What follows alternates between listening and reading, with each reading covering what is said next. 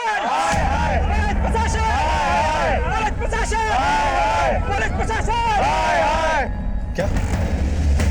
Okay sir, संतोष का phone था।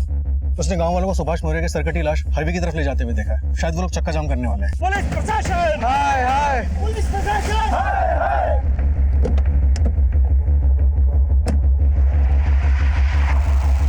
Police प्रशासन, हाय हाय, पुलिस प्रशासन, हाय हाय, पुलिस प्रशासन, हाय हाय, पुलिस प्रशासन, हाय हाय, पुलिस प्रशासन, हाय हाय, पुलिस प्रशासन, हाय हाय, पुलिस प्रशासन, हाय हाय। रुक जाइए, पुलिस प्रशासन, हाय हाय, रुक जाइए। जब तक सुभाष का कटा हुआ सर नहीं मिल जाता और उनके कातिलों का पता नहीं चल जाता, अब हाईवे को जाम कर रखेंगे। चलो बढ़ो आगे।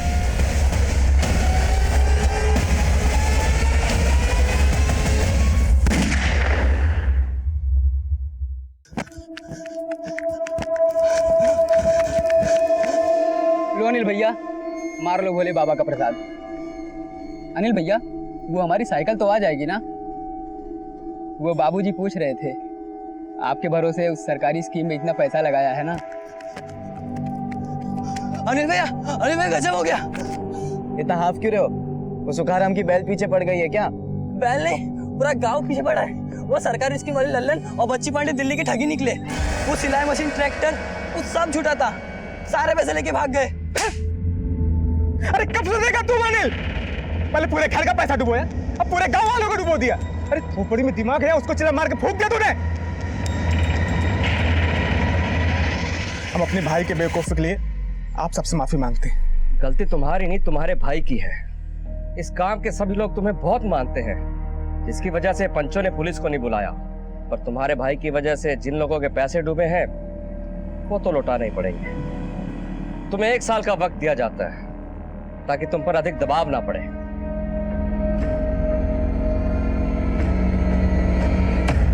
अगर 1 साल तक गांव वालों का पैसा चुकाते रहे तो हमारे पास क्या बचेगा?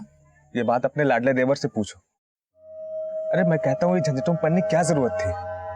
अरे तो हम क्या जिंदगी भर खेतों में आपकी तरह मजदूरी करते बैठे? भैया आपने तो कभी बड़ा सोचा ही नहीं। अगर दावा सही लग जाता ना तो जिंदगी संवर जाती हमारी। जिंदगी कोई बछड़ा नहीं है जो पैदा होते ही खड़ा हो जाता है। किस्मत और जिंदगी बदलने के लिए मेहनत करनी पड़ती है।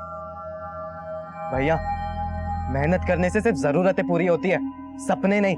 चुप रहो, तुम्हारे सपनों के चक्कर में और कितना झेलेंगे हम? अरे तो मत झेलिए ना। अरे अनिल, क्यों डांटते रहते हैं हमेशा उसे? भाइयों के बीच की बात है, तुम चुप रहो।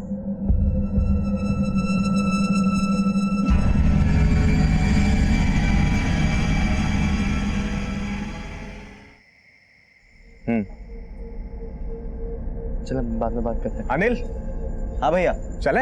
हाँ चले। चल आ जा।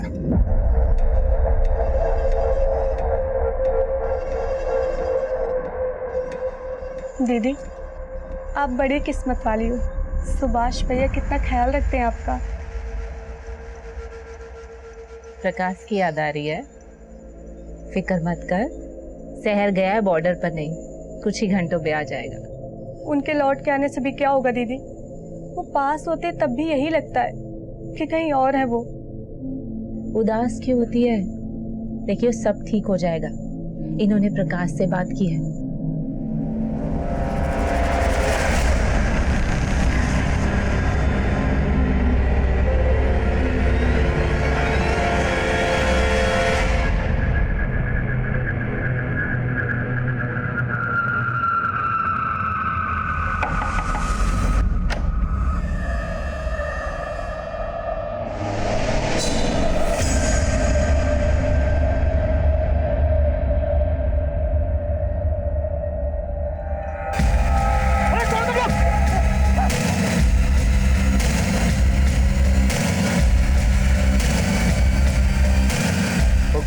गोपाल की जय कन्हैया लाल की।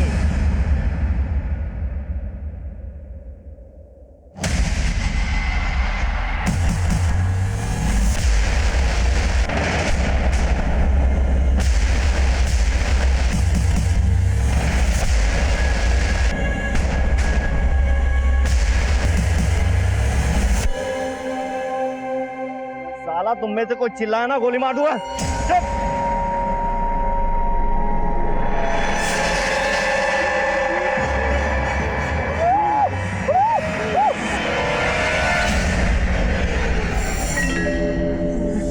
इसको ले चलो।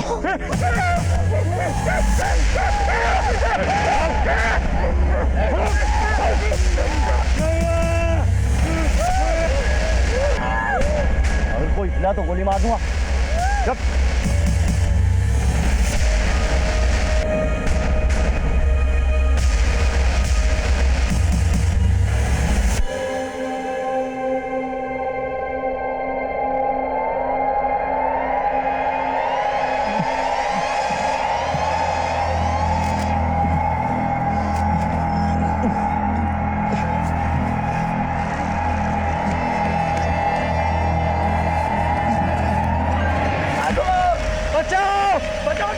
डाकू आ गए, डाकू आ गए, बचाओ। अरे जागो जागो, अरे डाकू आ गए, बाहर निकलो सब। अरे डाकू आ गए।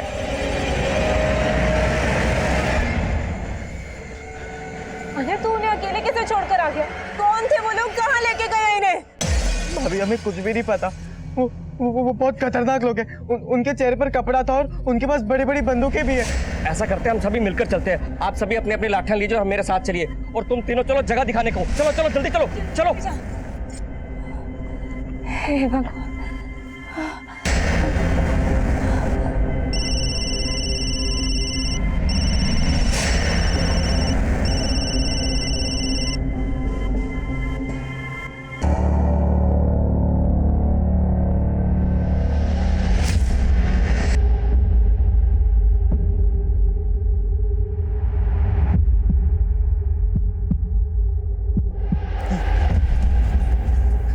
सरपंच जी, ये वही जगह जहाँ पर हम पे हमला हुआ था। वही कई झाड़ियों के पीछे हमें बांध के रखा था।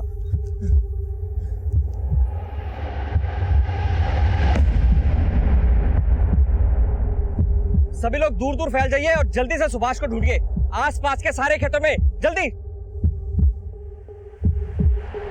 सुभाष, सुभाष भैया, सुभाष, सुभाष,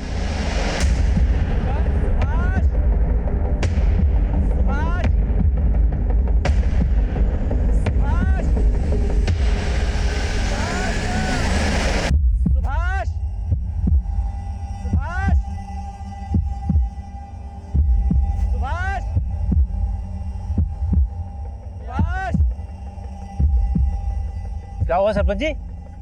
डाकू आए थे, अनिल, पीयूष और धर्मपाल को बुरी तरह से पीटा और शायद वो सुभाष को अपने साथ ले गए। वो कहीं मिल ही नहीं रहा है। क्या? सुभाष, सुभाष भैया, सुभाष, सुभाष भैया, सुभाष, सुभाष भैया, सुभाष, सुभाष, सुभाष।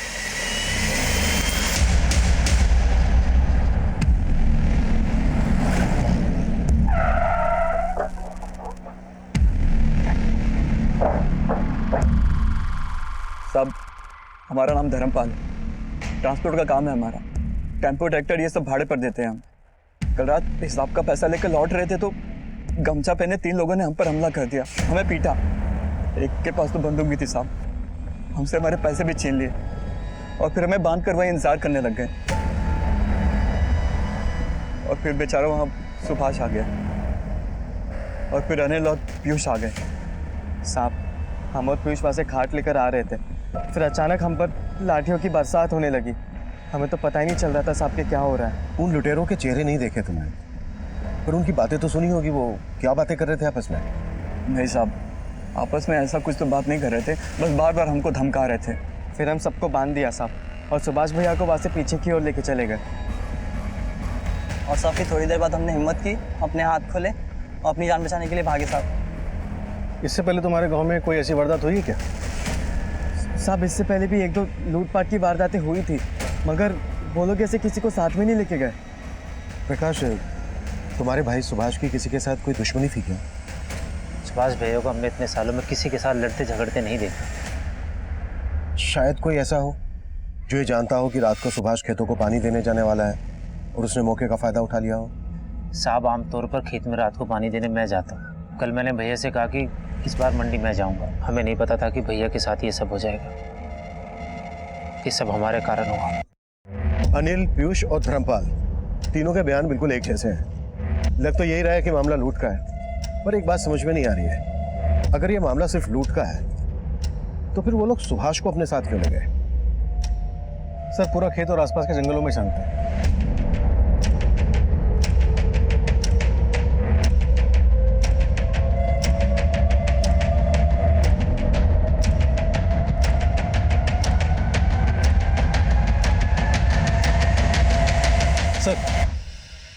सर एक लाश मिली है, लेकिन क्या? लेकिन उसका सर गायब है। व्हाट?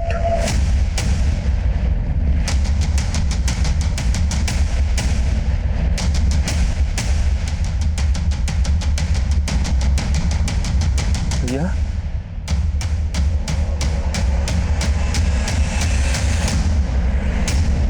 श्रीवास्तव, सिर भी यहीं कहीं आसपास होगा, ढूंढो।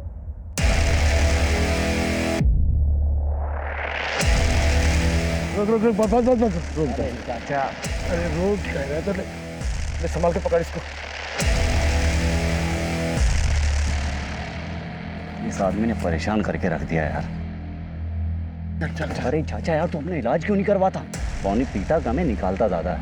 अब जल्दी कर, वो उल्टी खोपड़ी गिरा देगा। हाँ चाचा, बैठो जल्दी यार, बैठो।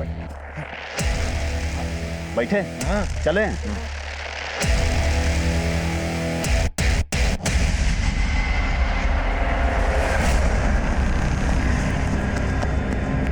भाभी भाभी भाभी भाभी, सुभाष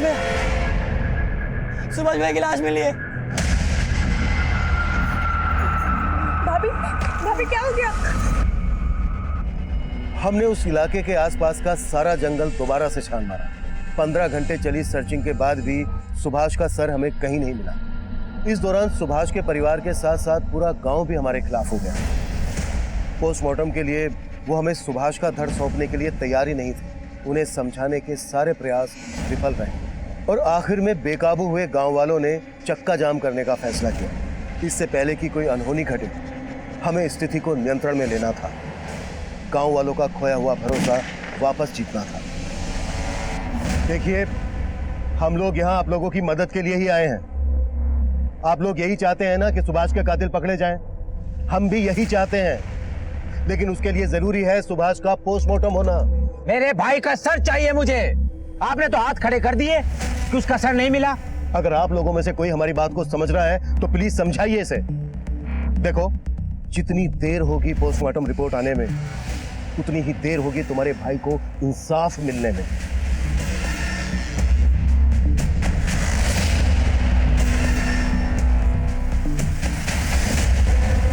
पूरा जंगल दोबारा से स्कैन किया। अगर किसी जानवर ने खाया होता तो अब तक मिल जाता। पूरे चांसेस हैं कि लुटेरे सुभाष का सर अपने साथ ले गए होंगे। लेकिन क्यों?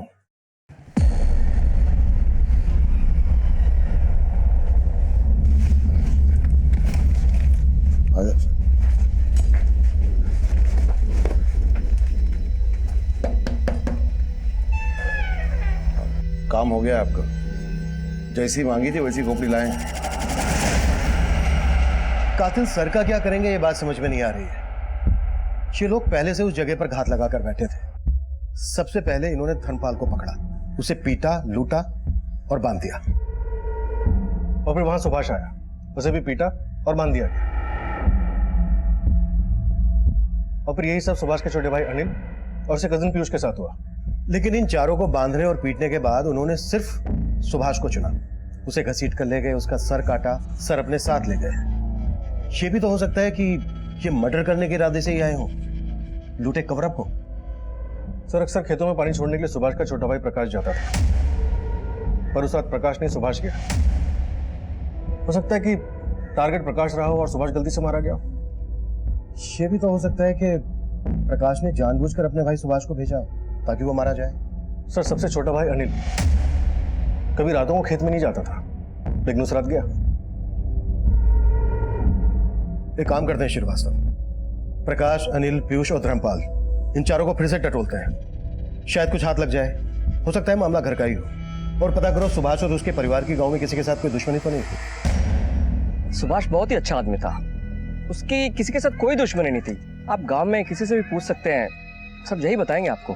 जी साहब, सुभाष को इससे पहले कभी किसी से लड़ते झगड़ते नहीं देखा है। और अपने घर के लोगों से? सब वैसे तो तीनों भाइयों में बड़ी अच्छी बनती थी, पर छोटा भाई अनिल थोड़ा बिगड़ा हुआ है। उसकी किसी फर्जी स्कीम के चक्कर में कुछ गांव वालों के पैसे भी अटके हुए थे और गांव वालों का इसके बारे में उसके साथ झगड़ा भी हुआ था और सुभाष ने सबके सामने उसको थप्पड़ भी मारा था।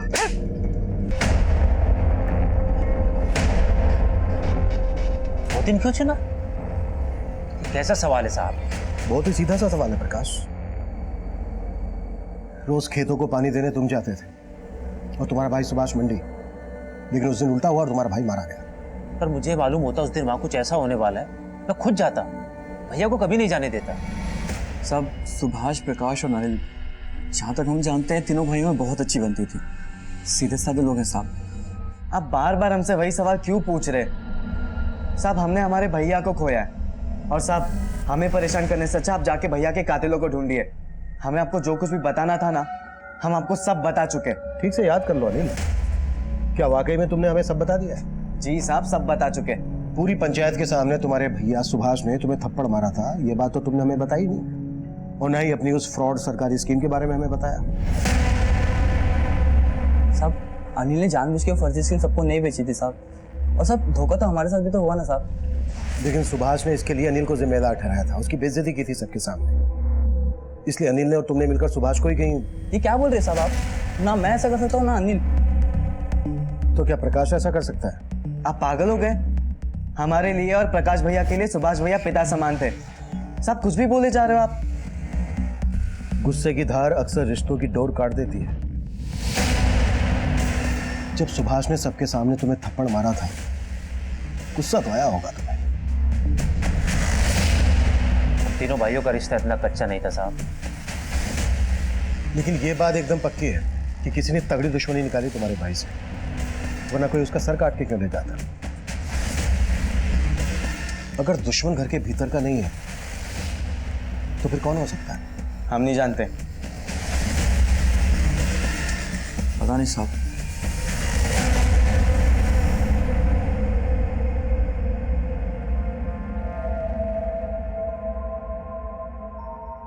तू बस मुन्ने की फिक्र कर, बाकी सब मेरे को छोड़ दे।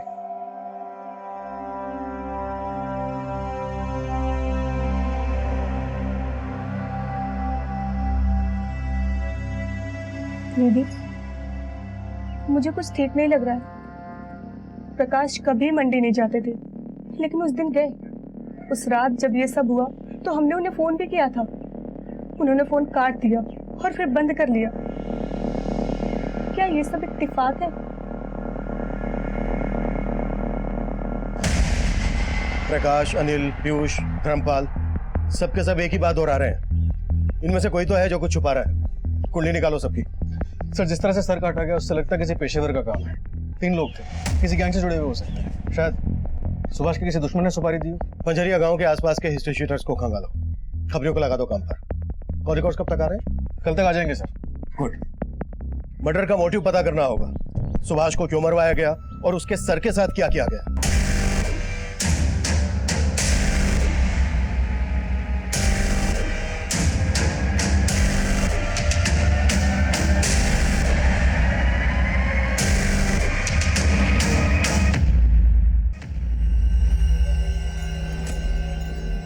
ये लीजिए।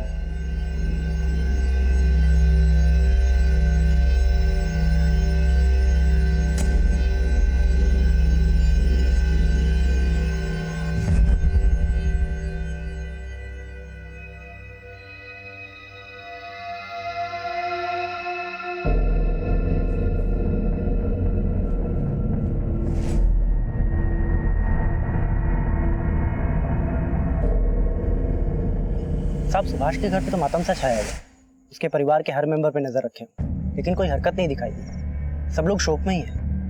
और पंजरिया में कोई नया बंदा दिखा जिसने शायद सुभाष की सुपारी ली हो? वो काम भी चल रहा है सर। सुपारी लेने वाले सभी गैंग में छानबीन कर, जैसे कुछ पता चलता है मैं आपको बताता हूँ। भाभी अगर उस दिन हम भैया की जगह मंडी नहीं गए होते, आज सुभाष भैया हमने उस रात आपको फोन भी किया था, आपने फोन काट दिया और फिर बंद कर दिया। क्यों? हम भाभी से बात कर रहे हैं, अंदर जाओ। हमसे कुछ छुपा नहीं है। ज्यादा होशियार मत दो। क्या बात करें तुमसे? जब से तुम इस घर में आई हो ना, पूरा सुकून छीन लिया है।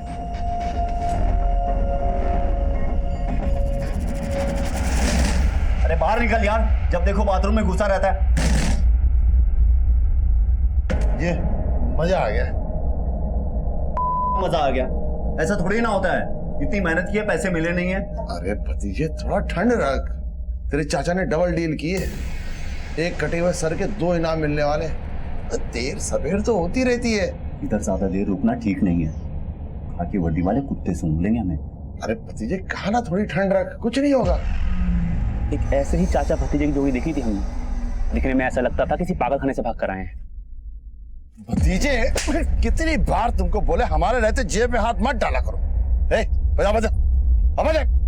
कितना बोलो? 40। सब इतना नहीं है चाची, कितनी बार बोले हैं घर से निकलो तो छुट्टे रखा करो।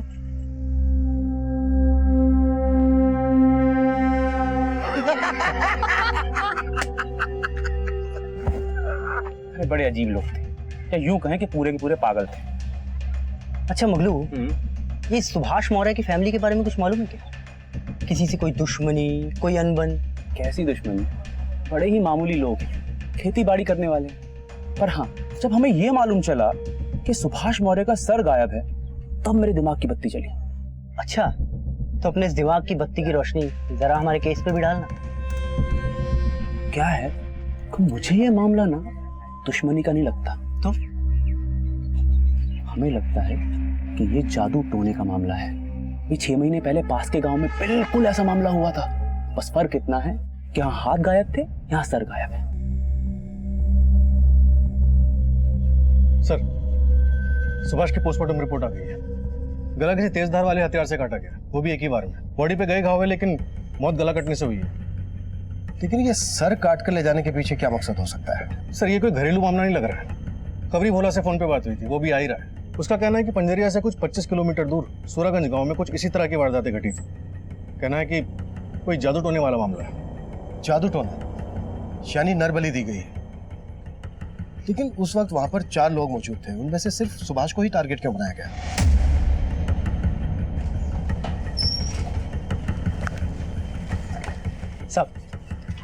सब एक काम की खबर लाया। बोल। वो अपना हिस्ट्री शीटर है ना, विराज बनारसी, पंजरिया में देखा गया।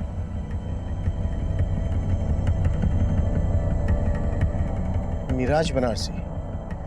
विराज बनारसी लूट के काफी बड़े केसेस में इन्वॉल्व रहता है। तो 2000 रुपए की लूट के लिए इतनी मेहनत क्यों करेगा? बाद में कोई वजन नहीं है। एक भारी खबर भी लाया साहब। बोलना। गांव में 2 नए कबूतर आए, चाचा भतीजे की जोड़ी। देखने में पागल टाइप के। सर, हो सकता है कि उनका इस केस में कोई हाथ हो। चाचा भतीजे की जोड़ी? जिसने भी इस जोड़ी को देखा है उसकी मदद से इनके स्केचेस बनवा। और ये जादू टोने के बारे में क्या बोल रहा था? हाँ साहब, वो सूरागंज गांव है ना साहब, वहाँ पे भी ऐसे 2 केस सामने आए। 2 लाशें मिली, एक का सर गायब है और एक का हाथ। हमें इस जादू टोने वाले एंगल में और घुसना चाहिए, क्योंकि सर काटने के पीछे ही वजह हो सकती है। बोला, सुभाष की फैमिली को और खंगालो। अनिल, प्रकाश, धर्मपाल और पीयूष, इन सबके पुराने पापों की पड़ताल कर। चल निकल। सूरजगंज में जो लाशें मिली हैं, सर कटी हुई और हाथ कटी हुई, इनका पूरा चक्कर पता करो, लेकिन अपने खुफिया तरीके से। किसी को कानो कान खबर नहीं लगनी चाहिए। समझ गया सर।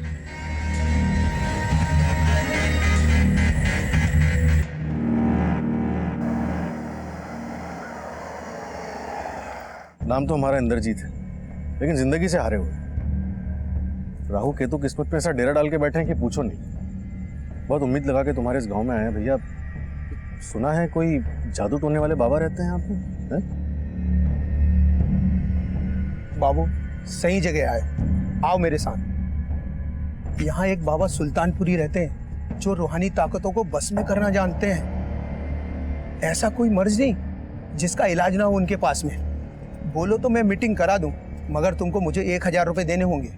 भैया, जितना पैसा बोलोगे दे दूंगा, लेकिन मेरा काम जरा पेचीदा है। कर पाएंगे तुम्हारे बाबा? ऐसा कोई काम नहीं जो बाबा के लिए मुश्किल हो।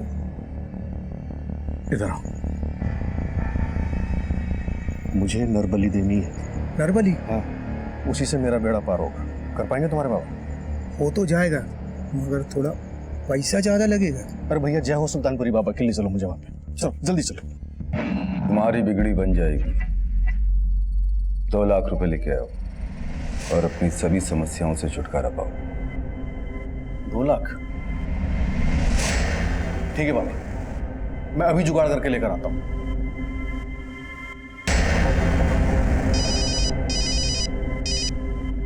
हाँ श्रीवास्तव, सूरज का बाबा सुल्तानपुरी नरबली करने के लिए तैयार हो गया सर। ले आओ इस बाबा को। अब इस पर जादू टोना हम करेंगे हमारे तरीके से। सर,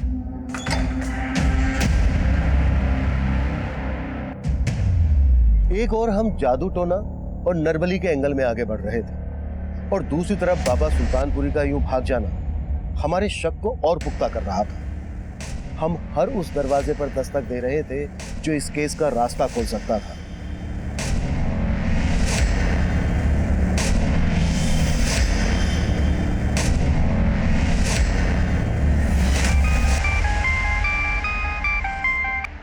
हेलो साहब, एक नई बात पता चली है। ये सुभाष का भाई प्रकाश पहले धर्मपाल के वहाँ काम करता था, लेकिन अभी कुछ दिनों पहले धर्मपाल ने उसे नौकरी से निकाल दिया। ये बात ना धर्मपाल ने बताई और ना ही प्रकाश ने। लगता है सुभाष की फैमिली काफी कुछ छुपा रही है हमसे।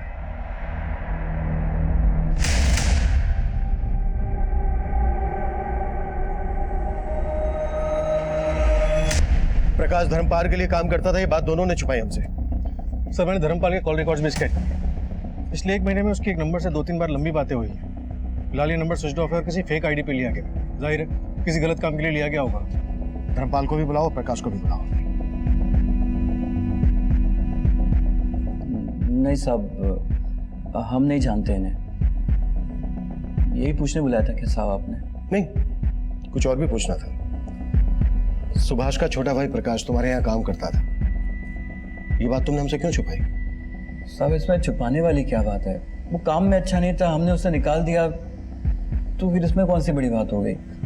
साहब, आप भी कहाँ से कहाँ कनेक्शन ढूंढने में लगे हैं। अरे हाँ, कनेक्शन से याद आया, एक नंबर है। इस नंबर से पिछले महीने तुम्हें 3 बार कॉल आया था। ये नंबर किसी राजवीर चतुर्वेदी के फेक आईडी पर रजिस्टर्ड है। कौन है बंदा? साहब, कैसे याद रहेगा, आप ही बताइए। रोज न जाने कितने फोन आते हैं ये टेम्पो ट्रैक्टर का किराया जानने के लिए। उन्हीं में से किसी से बात हुई होगी हमारी। बाकी इस वक्त ऐसा कुछ याद नहीं आ रहा। याद आ जाता तो अच्छा होता, क्योंकि अगर तुम्हें याद आने से पहले हमने पता लगा लिया ना, तो बहुत दिक्कत हो जाएगी तुम्हारे लिए।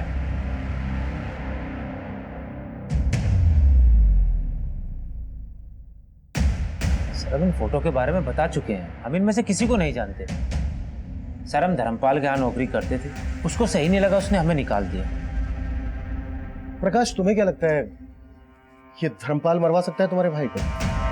तुम्हारे भाई की कोई दुश्मनी रही है धर्मपाल के साथ? सर, धर्मपाल उस दिन खुद मरते मरते बचा है, आप उस पर भी शक कर रहे हैं? आपके सवाल हो गए तो जाऊं मैं सर?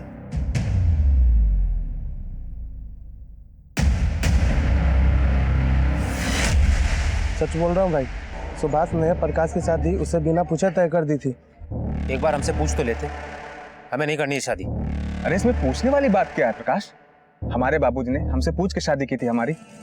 अब देख, हमने जुबान दे दी तो हमारी जुबान की कोई कीमत नहीं है क्या? शादी तेरी सुमन से ही होगी, बस बोल दिया। हाँ, सच है कि हम सुमन से शादी नहीं करना चाहते, नाराज थे भैया से। इसका मतलब ये तो नहीं कि हम अपने भैया को मार दें। अगर हमें मारना ही होता ना, तो हम अपनी बीवी को नहीं मार देते। मतलब मारने के बारे में तुमने सोचा जरूर? हम तो ये सोच रहे हैं साहब, आपके गोल गोल घुमाने में दिलचस्पी है, हमारे भैया के कातिलों को ढूंढने में नहीं। हम शादी के खिलाफ थे, लेकिन हम अपने भैया के फैसलों की इज्जत करते थे। सुमन के साथ शादी करके खुश हो तुम? जी नहीं, काट रहे हैं, बिना किसी शिकायत के काट रहे हैं।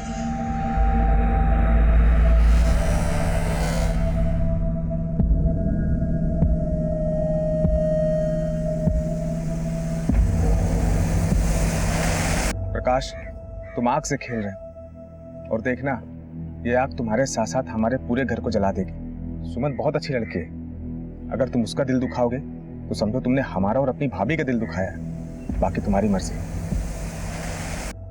सर, बाबा सुल्तानपुरी के कॉल रिकॉर्ड्स में रेवापुर के ललित चौधरी का नंबर काफी बार फीचर हुआ है। जब मैंने रेवापुर थाने में इस बारे में बातचीत की तो पता चला कि वो गांव का मुखिया हुआ करता था, लेकिन झाड़ फूक और जादू टोने में धंसा होने के कारण लोगों ने उसका बहिष्कार किया और उसे हटा दिया। और सर, इस ललित चौधरी की केस हिस्ट्री भी काफ़ी काली रही है और ये भी पता चला है कि कुछ दिन पहले बाबा सुल्तानपुरी ललित चौधरी से मिलने के लिए रेवापुर गांव गया था। ये मुखिया इस केस की मुख्य कड़ी बन सकता है। उठा लो इस ललित चौधरी को। सर, कौन सुभाष और ये कौन बाबा सुल्तानपुरी?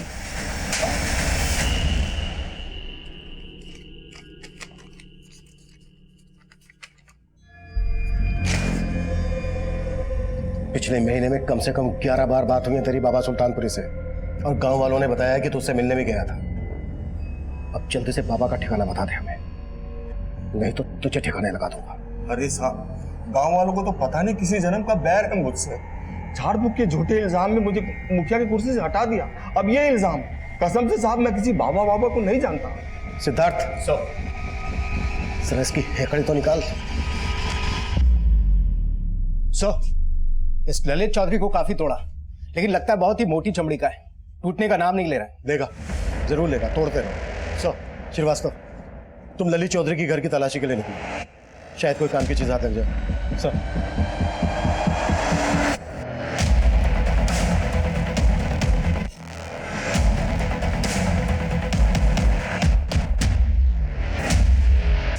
आपने बिल्कुल सही सुना है साहब। ये ललित चौधरी झाड़ फूक में बहुत माहिर है, कई बाबाओं से ताल्लुक है इसके, और कई बार तो रात में अपने खेत में जाके पता नहीं कौन सी काली विद्याएं आजमाता है। ये ललित चौधरी का खेत कहाँ पर है?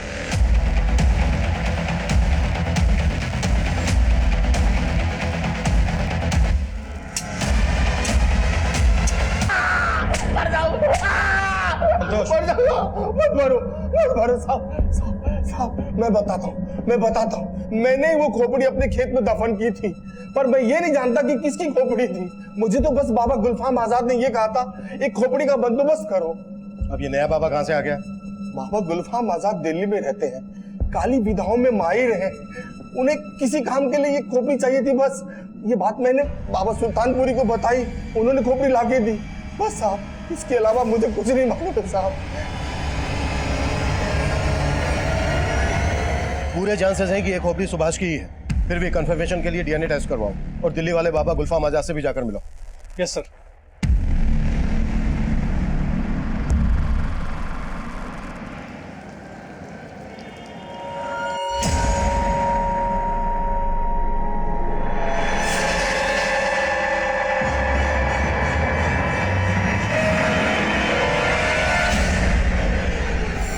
सर, इन चाचा भतीजा का भी क्रिमिनल रिकॉर्ड रहा है।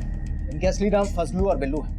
पंजाब में लूट और मारपीट के 2-3 केसेस में इनका नाम उछला था, कुछ टाइम अंदर भी थे। सुभाष की मौत के आसपास फजलू और बिल्लू पंजरिया में देखे जाते हैं।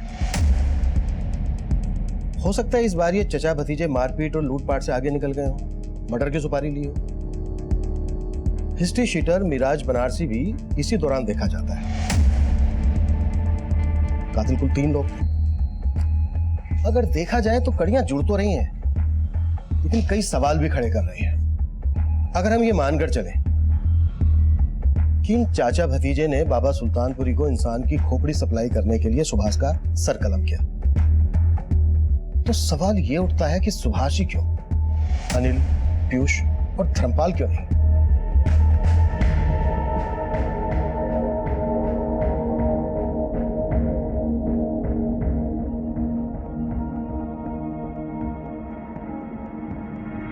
तेरी जिंदगी पर शैतानी रूहों का साया है और इन शैतानी रूहों से लड़ना इतना आसान नहीं है। तेरे हाथ की लकीरों को बदलने के लिए मुझे एक नया हाथ चाहिए। तुझे किसी आदमी का दायां हाथ काट कर लाना होगा। बाबा, आपका दायां हाथ काट दूं चलेगा? जनाब, आप मुझ पे बेवजह शक कर रहे हैं। बेवजह शक कर रहे हैं? चल भाग। अब मेरे पास एक खोपड़ी आई जरूर थी, लेकिन वो खंडित थी, इसलिए मैंने उसे वापस कर दी। अब वो खोपड़ी किस आदमी की थी ये मुझे नहीं पता। मैं किसी सुभाष को नहीं जानता।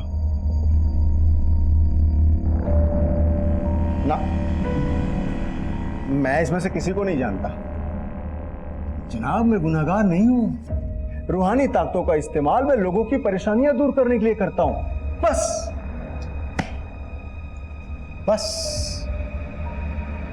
अब खुद की दूर करने के लिए करना, क्योंकि जेल में तुझ पर बहुत सी परेशानी आने वाली है।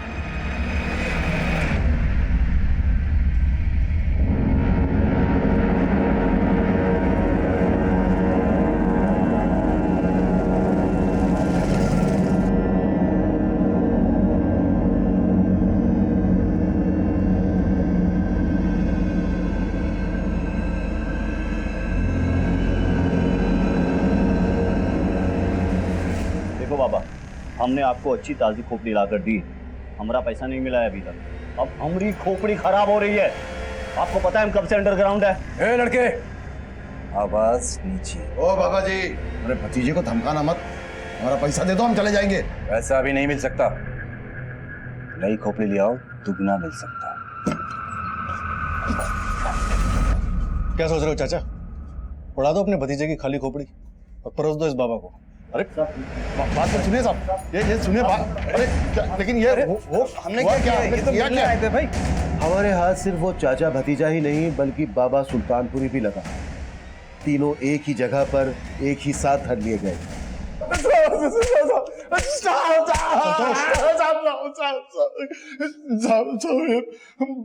बाबा सुल्तानपुरी बहुत उल्टी खोपड़ी है साहब। उसने हमको 2 लाख रुपए ऑफर दिया कटी हुई मुंडी लाने के लिए। साहब, मुझे ललित चौधरी ने 5 लाख रुपए देने का वादा किया था। उसे एक इंसानी खोपड़ी चाहिए थी साहब। उसने कहा था काम खत्म होने के बाद पैसे देगा। मुझे बाबा गुलफाम आजाद ने 20 लाख रुपए देने का वादा किया था। किसी विधि के लिए उन्हें खोपड़ी चाहिए थी। जब उन्होंने खोपड़ी देखी तो वो नाराज हो गए। क्यों? ये नहीं चलेगी, इसके जबड़े टूटे हुए हैं।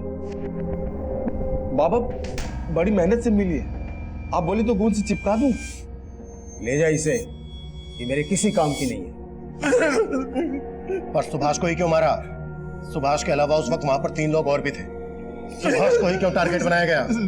साहब ये चुनाव मिराज बनारसी ने किया है, मर्डर भी उसी ने किया साहब, हमने नहीं किया। एक मिनट, ये मिराज कहां से आ गया बीच में? खोपड़ी की डील तो बाबा सुल्तानपुरी से हुई थी ना तुम्हारी? साहब वो हमें डबल डील मिला था साहब। कैसी डबल डील? देखो, हमको किसी को टपकाने का काम मिला हुआ है, लेकिन काम बहुत फैला हुआ है, हमसे अकेले होगा नहीं। देखो मिराज भाई, हम लोगों ने आज तक कहीं फूल मर्डर नहीं किया है और ना ही करना चाहते हैं। क्यों भतीजे? सही कहा चाचा। पहले पूरी बात तो सुनो। मारूंगा मैं ही, तुमको सिर्फ साथ देना है। देखो, मुझे 1 लाख मिल रहा है, 50 तुमको दूंगा। मिराज भाई फेंको मत, हम जानते हैं आप 2 लाख से कम में काम नहीं करते। तो ठीक है, आखिरी ऑफर 80 दूंगा। बोलो साथ दोगे या कोई और बंदा ढूंढूं? लेकिन हमारी एक शर्त है। कैसी शर्त? मतलब हमको मुनाफा डबल मिलेगा साहब, किसी को मारना भी नहीं पड़ेगा और मुंडी भी मिल जाएगी, जिसकी हमें वो सुल्तान बाबा 2 लाख रुपए देने वाला था। और बनारसी 80,000 देगा। मुंडी काटनी है? मुंडी का क्या करोगे तुम? दरवाजे में लटकाएंगे। आपको क्या करना है मिराज भाई? पेट में छुरा मारने वाले हो, गर्दन में मार देना। फिर ठीक है, मुंडी तेरे को गिफ्ट किया। साहब वादे के मुताबिक मिराज ने तो 80,000 दे दिए, लेकिन बाबा सुल्तानपुरी से पैसे नहीं मिले। मुझे भी नहीं मिले साहब, ललित चौधरी ने दिए ही नहीं मुझे पैसे। मुझे भी नहीं मिली। बाबा गुलफाम को खोपड़ी में दरार जो दिख गई। मतलब मिराज को सुपारी मिली थी सुभाष को मारने की, ये सही है? हाँ किसने दी थी? ये तो मेरा जाने साहब, हम आम खाते पेड़ नहीं गिरते साहब। सच कह रहे साहब, सच कह रहे।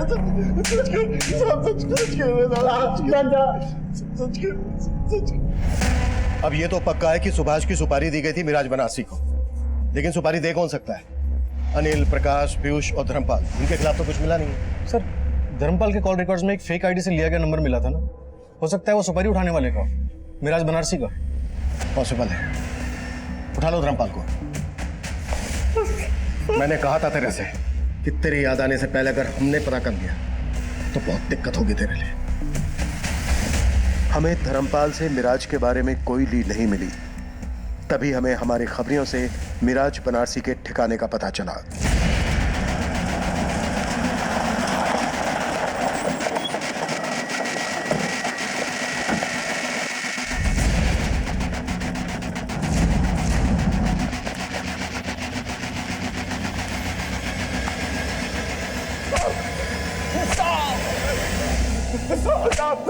साहब और मत मारना साहब। चल हो जा शुरू। सुभाष को मारने की सुपारी मुझे धर्मपाल ने दी थी साहब। उस रात को जो वो सब प्लान के मुताबिक हुआ ताकि धर्मपाल पे किसी को शक न जाए साहब, लेकिन एक गड़बड़ हो गई जो हमने सोची भी नहीं थी।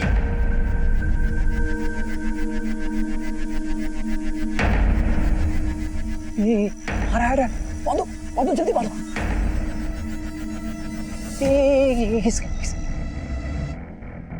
अरे ये तो सुभाष है यार, उसका बड़ा भाई। क्या करें? तुमको जो खोपड़ी चाहिए किसकी भी चलेगी। तो अपने भतीजे के काट कर जा। भाई का बदला भाई से लेंगे। मार दो इसे। हम जानते थे कि बड़े भाई सुभाष ने ही पूरी फैमिली को जोड़कर संभाल कर रखा हुआ है। हमें लगा कि अगर सुभाष ही मर जाएगा तो उसका पूरे परिवार ही बिखर जाएगा और यही सजा होगी उसके किए की। किसकी बात कर रहा है? प्रकाश की, अनिल की? प्रकाश की। एक वक्त था साहब जब प्रकाश हमारे लिए काम किया करता था। हम उस पर पूरा भरोसा करते थे। घर से कुछ भी लाना ले जाना हो तो उसको ही भेजा करते थे, लेकिन उसी ने हमारे घर पर डाका डाल दिया। लीजिए भाभी, हो गया आपका टीवी ठीक। कल ही तो ठीक किया था, बार बार बिगड़ क्यों जाता है? नहीं समझे? देखो हमारी आंखों में सुंदर नहीं है क्या हम? अच्छा, हमें ये बात पता चली तो हमने उसे काम से ही निकाल दिया। हमारी जिंदगी दुश्वार हो गई। शर्म नहीं आती तुम्हें? मालकिन होकर हमारे मुलाजिम के साथ। अब तुमसे तो कुछ होता नहीं है। मीनाक्षी, खबरदार ऐसी हरकत की तो हाथ तोड़ देंगे। प्रकाश इस घर में आता है, आता था और आता रहेगा, समझे? मीनाक्षी तो बेशरम, लेकिन प्रकाश को तो समझना चाहिए था। अपनी बीवी को धोखा दे रहा था। मेरा और उसका दोनों का घर उजाड़ रहा था वो। अब हमने उसको समझाने की बहुत कोशिश की, लेकिन वो फिर भी हमारे घर पर आता रहा। तो हमने तय कर लिया कि प्रकाश को हमारी बेइज्जती की कीमत चुकानी पड़ेगी। हमने मिराज बनारसी को उसकी सुपारी दे दी और प्रकाश की किस्मत, उस रात उसकी जगह उसका भाई सुभाष आ गया। लेकिन अच्छा ही हुआ साहब, प्रकाश मर जाता तो छुटकारा मिल जाता उसे। वो पूरी जिंदगी मेरी तरह तड़पेगा, अपनी गलती पर रोएगा। यही चाहिए था मुझे, यही चाहिए था साहब।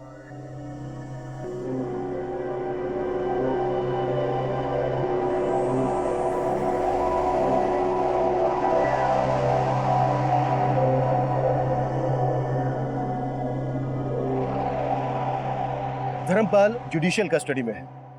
धर्मपाल की पत्नी मीनाक्षी ने कोर्ट में डिवोर्स फाइल कर दिया है और दिल्ली से पकड़े गए बाबा गुलफाम आजाद ने इंटरोगेशन में ये कन्फेस किया कि वो देश के 5 राज्यों में ऑर्गन सप्लाई का रैकेट भी चला रहा था। धर्मपाल के अंदर एक लावा उबल रहा था। उसकी पत्नी की बेवफाई और ताने उसकी मर्दानगी को चोट पहुंचा रहे थे और आखिर एक दिन ये लावा फटा जिसमें एक निर्दोष अपनी जान गंवा बैठा। सुभाष को इस बात का आभास बहुत पहले ही हो गया था कि उसका भाई आग से खेल रहा है। उसने होने वाले जुर्म की दस्तक महसूस की थी और सबको चेताया भी था, पर अफसोस इत्तेफाक के रचे इस खेल ने सुभाष को इस जुर्म का शिकार बना दिया। इस केस में एक और पहलू सामने आया जो हमारे समाज का बहुत बड़ा दुश्मन है। झाड़ फूंक, मैली विद्या, जादू टोने, अंधश्रद्धा। अक्सर ये टोटके डर के साए में पनपते हैं और ढोंगी पाखंडी बाबा इसकी आड़ में फैका कारोबार करते हैं। किसी दूसरे इंसान की बलि देने से आपकी जिंदगी के सारे कष्ट दूर हो जाएंगे। ये बात सुनने में ही कितनी वाहियात और घिनौनी लगती है, लेकिन दुखद सच्चाई यही है कि लोग न सिर्फ इस पर विश्वास करते हैं बल्कि अमल भी करते हैं। हमारा इस केस को दिखाने का मकसद है देश में चल रही ऐसी अमानवीय रीतियों के खिलाफ लोगों को जागरूक करना। दूसरे लोगों की गलतियों से, उनके अनुभवों से सीखना ही समझदारी है। अब मैं सीनियर इंस्पेक्टर अभिमन्यु जिंदल आपसे इजाजत लेता हूं। आपसे फिर मुलाकात होगी एक नए केस के साथ। Crime petrol Dastak. मकसद बताना नहीं, बचाना है।